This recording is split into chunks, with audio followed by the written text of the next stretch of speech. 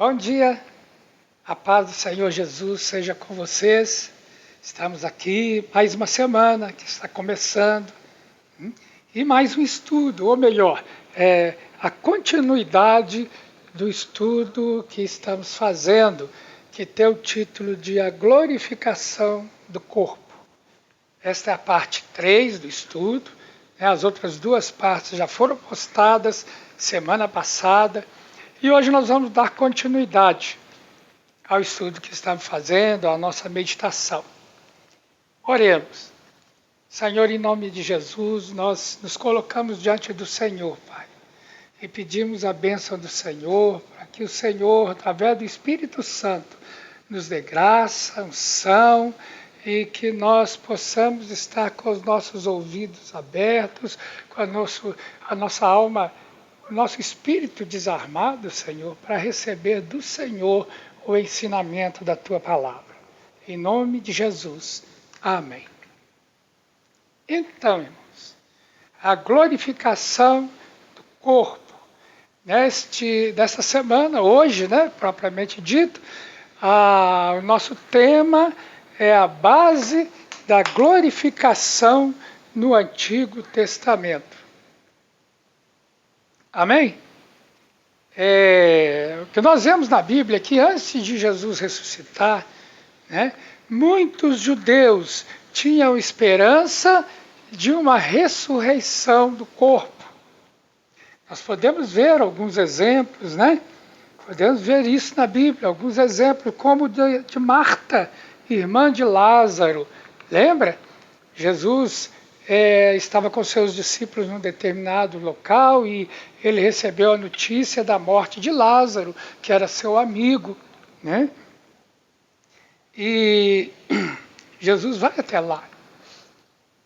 E quando ele vai conversar com Marta, ela chorosa, que era uma coisa normal, chorosa por causa da perda do seu irmão, mas Jesus disse que Lázaro seria ressurreto, que ele ia ressurgir. E Marta, então, ainda não entendendo o que Jesus estava querendo dizer para ela, ela disse: eu sei, Senhor, que ele vai ressurgir na ressurreição dos mortos. E então,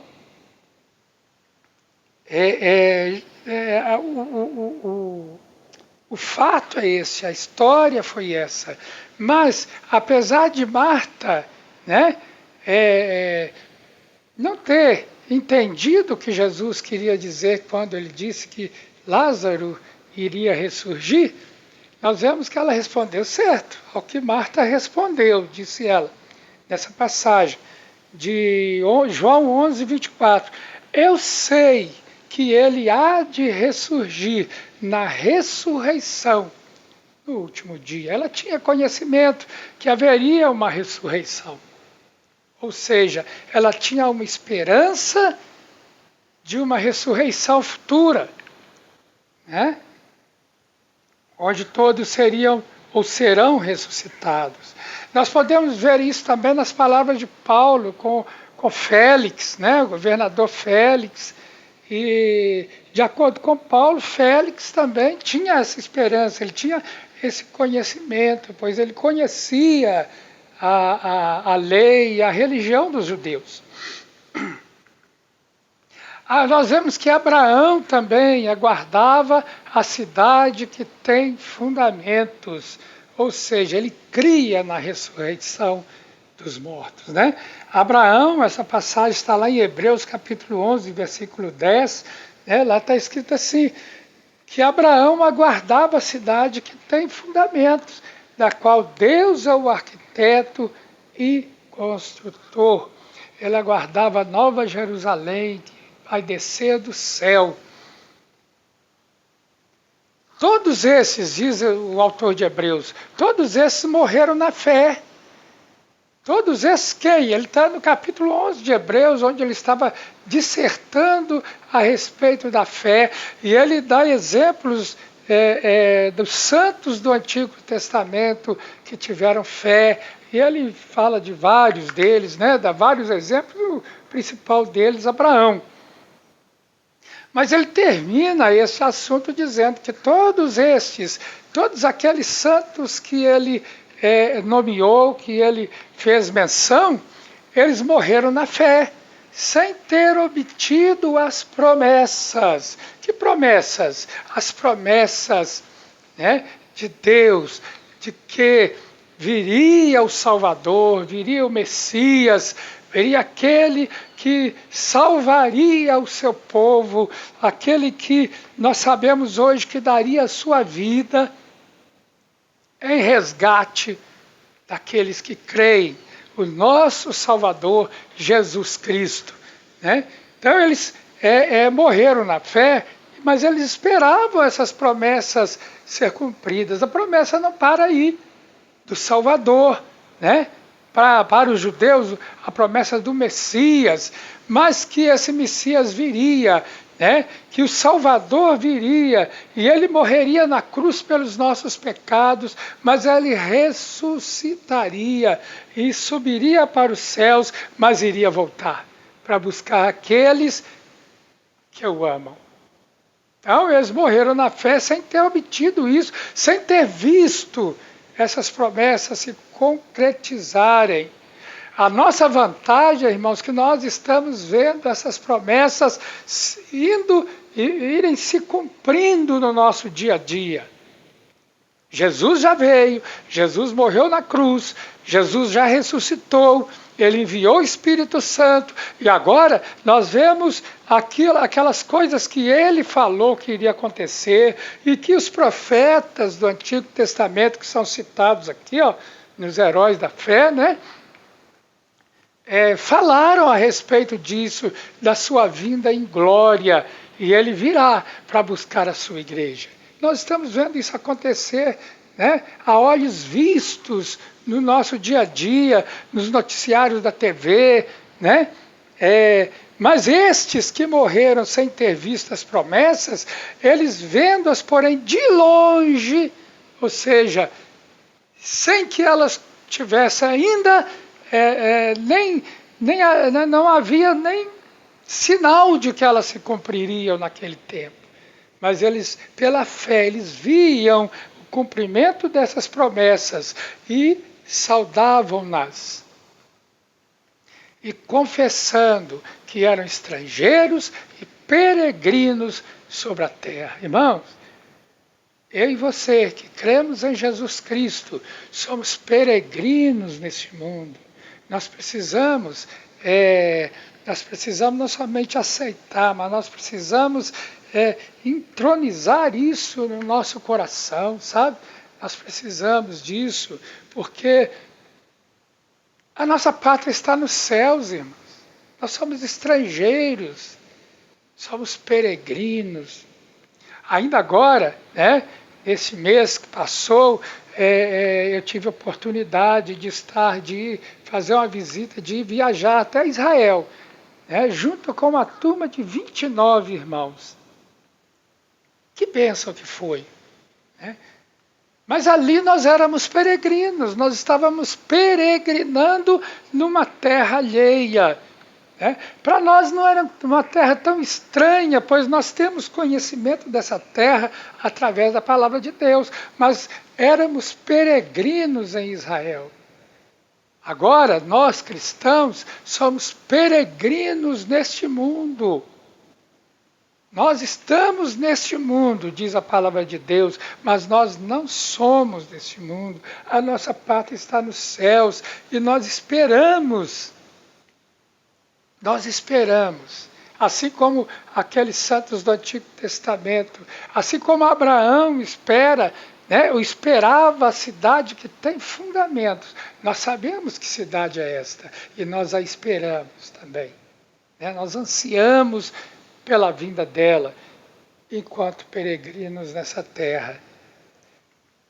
E aí ele vai dizer, o autor de Hebreus, que porque os que falam desse modo, manifesta estar procurando uma pátria. A nossa pátria não é aqui. Nossa pátria está nos céus. A nossa pátria é o céu. Nós estamos aqui como que de passagem. E se na verdade, diz o autor de Hebreus, se lembrassem daquela pátria, né, de onde saíram, teriam a oportunidade de voltar. Não é verdade? Se você saiu, muita gente, muitas pessoas vieram do interior para a capital, mas eles se lembram de onde eles vieram. E a hora que quiserem, eles podem voltar. E as pessoas voltam para visitar seus parentes, voltam para passar as férias e depois voltam para cá. Então, se estes que esperam esta cidade, que anseiam por essa pátria que está no céu, se lembrassem dela, de onde vieram, eles teriam oportunidade de voltar. Mas agora, irmãos, agora, eu e você, nós aspiramos uma pátria superior, diz o autor de Hebreus. Nós aspiramos, nós esperamos uma pátria celestial. Por isso, o Senhor é o nosso Deus. Por isso, Ele não se envergonha de nós, Ele não se envergonha de você.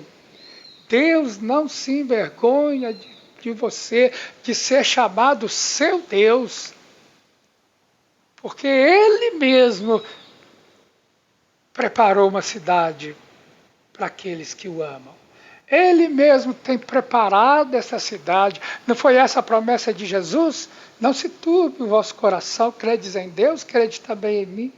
Na casa do meu Pai há muitas moradas. Se não fosse assim, eu teria dito para vocês, pois eu vou preparar lugar para vocês, disse Jesus. E quando tudo estiver pronto, eu voltarei para buscar vocês, para que onde eu estou, vocês estejam também. Promessa de Deus, promessa do Senhor Jesus. Essa promessa que os antigos viram, foi essa promessa que Abraão viu e creu, essa promessa que nós cremos e esperamos. Mas, como se parecerá o corpo da ressurreição? Muita gente pergunta isso, né? Como será esse corpo? Será que é um outro corpo? Será que Deus vai destruir esse e fazer outro? Não, não é isso que a Bíblia ensina. A Bíblia ensina que esse corpo será transformado num corpo de glória. Corpo de glória, irmão, é um corpo sem pecado. Porque hoje, apesar de estarmos salvos, né, nós ainda estamos escravizados ao pecado, nós estamos presos nesse corpo que é pecaminoso, o pecado está no nosso corpo. Por isso, essa nossa luta diária, né, contra o pecado, esse esforço que fazemos, né, por amor a Jesus Cristo.